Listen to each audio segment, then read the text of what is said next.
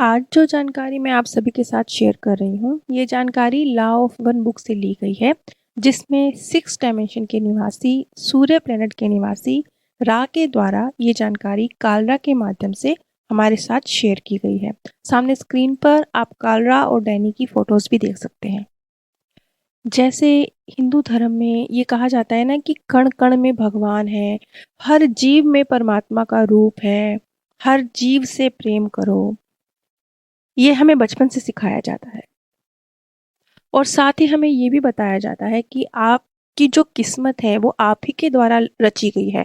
आप ही उसके क्रिएटर हैं, चाहे आपने पूर्व जन्मों में रची हो या आप इस जन्म में रच रहे हैं।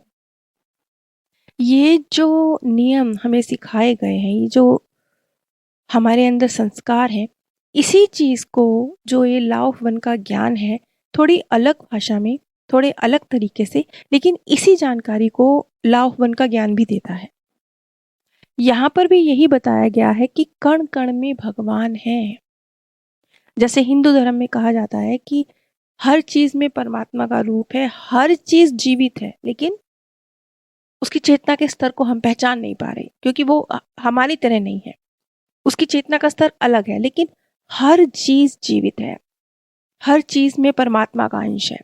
इसी चीज को लॉ ऑफ वन के ज्ञान में कुछ अलग तरीके से एक्सप्लेन किया गया है। बात वही है, सिर्फ शाब्दिक हेरफेर है। अब जैसे हमने पिछली कड़ी में जाना था कि किस तरीके से अगर आप उस स्थिरता को समझ जाते हैं तो आप परमात्मा के उस असीमित पूरे मल्टीवर्स में जो ये इंटरनेट फैला हुआ है परमात्मा का, उससे कनेक्ट हो जाते हैं। और आप खुद समझ लीजिए कि उससे कनेक्ट होने के बाद कहाँ तक आप जा सकते हैं।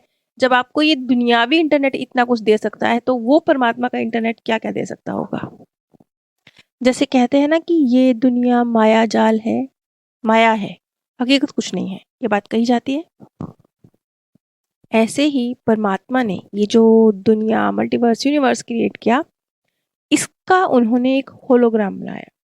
जैसे टुकड़े टुकड़े टुकड़े में कोई चीज निर्मित की जाती है, इस तरह से होलोग्राम, यानी कि वो आपको सत्य लग रहा है, लेकिन वो एक चीज को प्रोजेक्ट किया गया है।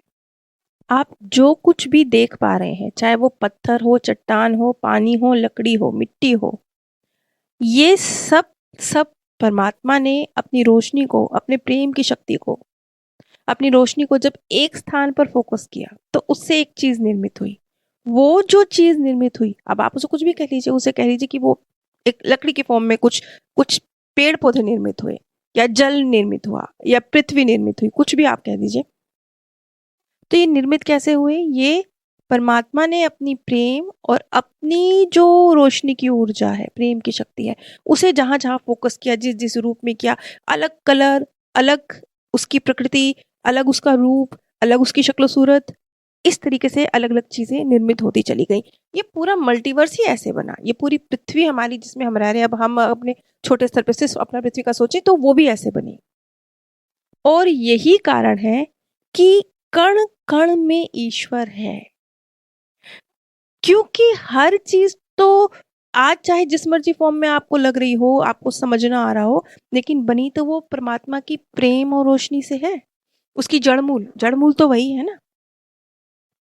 तो फिर हर चीज में, हर कण कण में परमात्मा का रूप है।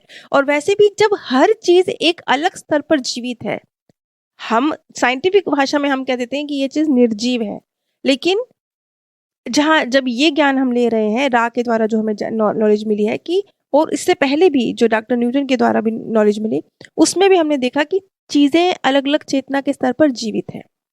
तो इस तरह से कण कण में भगवान है। यूं ही नहीं, हमारे धर्म में हर चीज की पूजा की जाती है, यहाँ तक कि पेड़ पौधे, पृथ्वी, जल, सूर्य, अग्नि, यहाँ तक कि हम औजारों की भी पूजा करते हैं। कुछ भी ऐसा नहीं है, हर चीज में परमात्मा का अंश हम देख पाते हैं, वो इसीलिए है। ये जानने के बाद एक खुशी का भाव भी आता है कि जो हमारा धर्म है, जो हमारी जानकारी है, वो कितने करीब है उस क्रिएटर के। एक स्थान पर रा एग्जाम्पल देते हैं कि जैसे दही में से मट्ठा निकाल लिया जाता है, यानी कुछ भी, कोई भी जो चीज है, कुछ भी जो निर्मित हो रहा है परमात्मा की इस दुनिया में, उसका बेस क्या है? अब मट्ठा निकला लेकिन उसका आधार क्या है? दही। ऐसे ही कुछ भी जो निर्मित हो रहा है, यहाँ तक कि जैसे ओरियन ग्रुप है, ये ओरियन ग्रुप जो टेक्नोलॉजी के माध्यम से, सुप्रीम टेक्नोलॉजी जिसके पास है, जिसे एआई कह लीजिए, इसके माध्यम से कार्य कर रहा है, लेकिन इसका भी जो बेस है, जो आधार है, वो क्या है? वो है परमात्मा का जो प्रेम और परमात्मा की जो रोशनी है। क्योंकि हर चीज जो आगे निर्मित हो रही है, निर्मित तो उसी से हो रही है ना।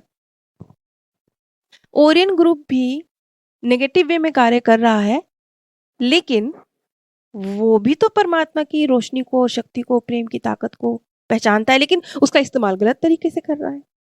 फर्क यही है। ताकतों में फर्क नहीं है, ताकत के इस्तेमाल में फर्क है। जैसे धन बहुत लोगों के पास हो सकता है, बुद्धि बहुत लोगों के पास हो सकती है, इस्तेमाल में फर्क हो सकता है ना। धन का इस्तेमाल अच्छे और बुरे दोनों कार्यों के लिए हो सकता है, बुद्धि का इस्तेमाल भी दोनों कार्यों के लिए हो सकता है। इसी तरह से जब ये पृथ्वी, ये यूनिवर्स, ये सब जो परमात्मा ने होलोग्राफिक रूप से क्रिएट किया है अपनी शक्तियों से, आगे इससे हम जो कुछ भी निर्मित करते चले जा रहे हैं, चाहे वो आज की हमारी टेक्नोलॉजी क्यों ना हो, इन सब का आधारभूत वही है, आधारभूत परमात्मा की शक्तियां ही हैं। अब जो क्रिएटर की जो तरंगे हैं, जो उनकी ऊर्जा है, उसमें क्या है? उसमें है अपार निर्माण करने की शक्ति और अपार जानकारी, अपार ज्ञान, अपार प्रेम, अपार रोशनी।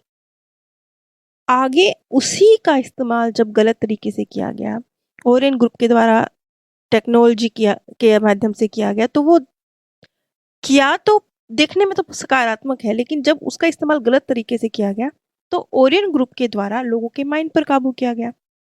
अब एआई के द्वारा अगर ओरियन ग्रुप लोगों के माइंड पर कार्य करने की, उसे काबू में करने की कोशिश करता है, तो वो जो परमात्मा की तरंगे हैं, जो ऊर्जा है, जो जानकारी है, सोर्स वही है उसका, लेकिन उसका इस्तेमाल गलत हुआ है।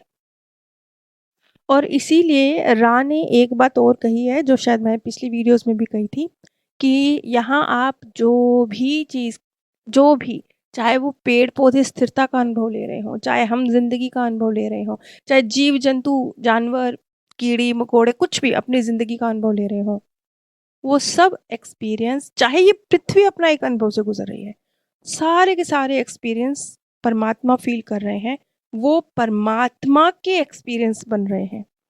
क्योंकि परमात्मा चाहते हैं, ये हम उन्हीं की तो रचनाएं हैं ना, उसके थ्रू वो अनुभव ले रहे हैं, ये सारे अनुभव वहां इकट्ठा हो रहे हैं।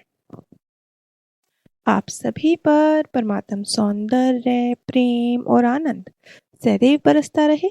आप सभी दिव्य परम धाम में स्थान प्राप्त करें।